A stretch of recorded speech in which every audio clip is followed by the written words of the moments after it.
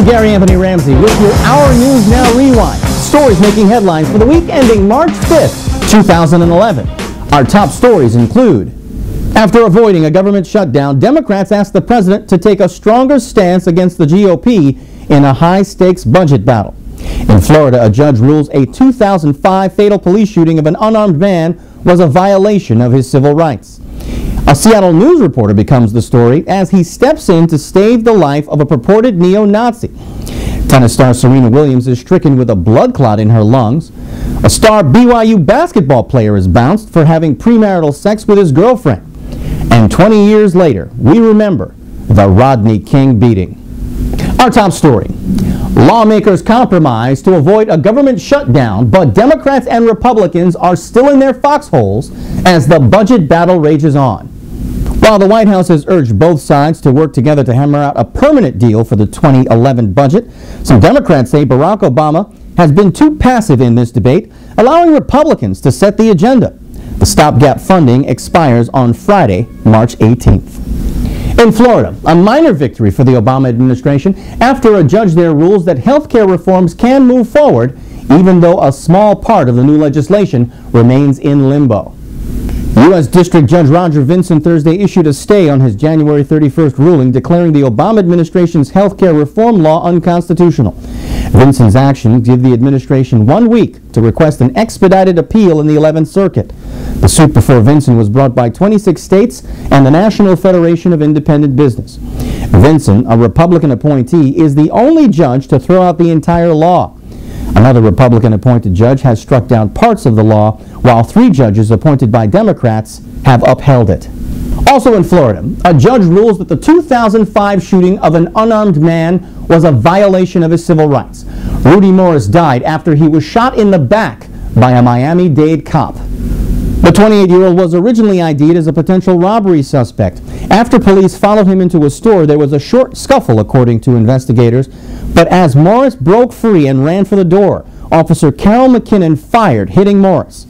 In a 5-page ruling, the judge said the officer's action, quote, was unreasonable and violated the 4th Amendment of the United States Constitution. Says that police officers can't shoot under these circumstances with impunity. Officer McKinnon was cleared of criminal charges and she remains on the force. The judge's ruling is the result of a civil suit that was brought by Morris's family. In Georgia, 7 prison guards are arrested for allegedly retaliating against prisoners who took part in the largest organized inmate strike in that state's history. The guards at the Macon State Prison are charged with aggravated battery and violation of their oath of office. The alleged attacks took place in December. Inmates in several facilities refused to leave their cells. They demanded, among many things, pay for prison jobs, which state law prohibits. In Seattle, a news reporter becomes the story as he breaks up a fight on the street. It happened after one of the men, who's purported to be a white supremacist by cops, falls to the concrete in a hail of punches. Shamari Stone, who works for KOMO-TV in Seattle, was covering another story when the altercation took place. Hey, get the video. What you trying to do to him? What you trying to do?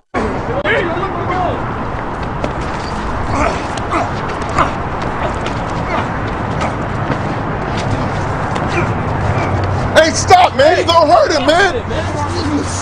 Stop, man. What you doing, man? You're going to hurt him, dude.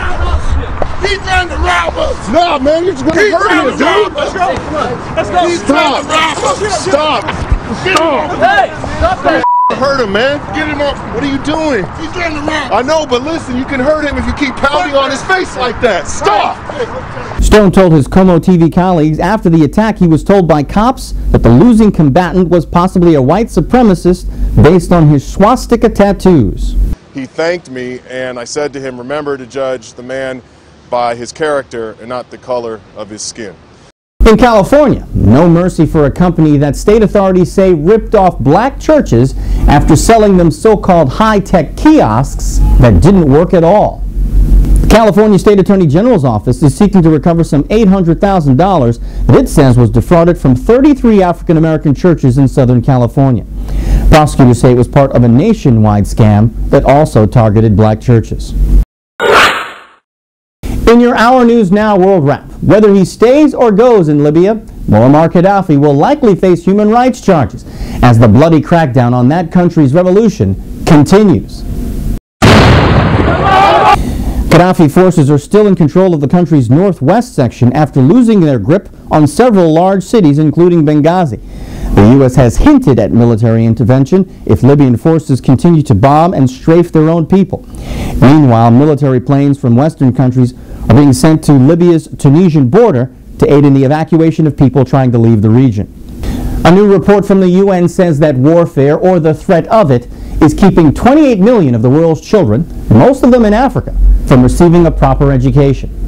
The report by the United Nations Education Fund says the threat of sexual violence and general attacks on schools keeps many parents from sending their children there in the first place.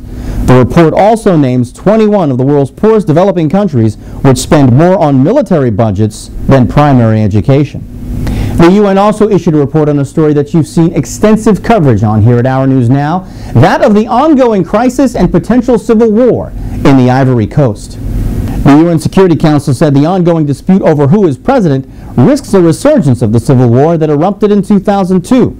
The Security Council has endorsed the election of Alassane Ouattara, but his opponent, President Laurent Gbagbo, refuses to leave office. The United Nations says 50 people have died in the latest wave of violence this week. That's your World Wrap. In sports news, three-time world-ranked #1 tennis star Serena Williams is sidelined indefinitely after doctors remove a potentially deadly blood clot from her lung. Doctors in LA say the 29-year-old will make a complete recovery from the pulmonary embolism. It usually results from a clot forming in the legs and then making its way to the lung or brain. Williams is out of the hospital and recovering at home. In Utah, a basketball star is sidelined after he admits to having premarital sex with his girlfriend.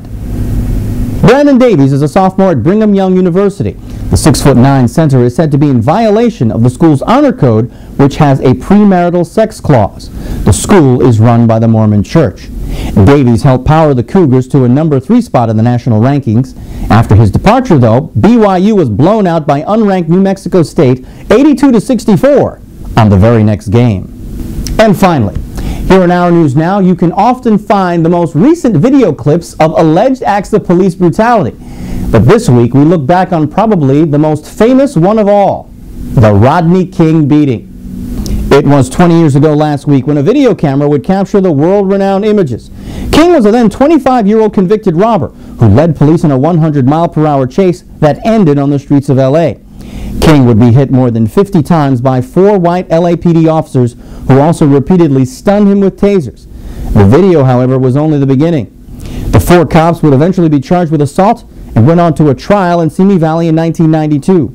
But an all-white jury found them not guilty of criminal charges in the attack. The verdict sparked days of rioting in L.A. More than 40 people were killed, more than 4,000 arrested, and the damage was estimated at more than $200 million.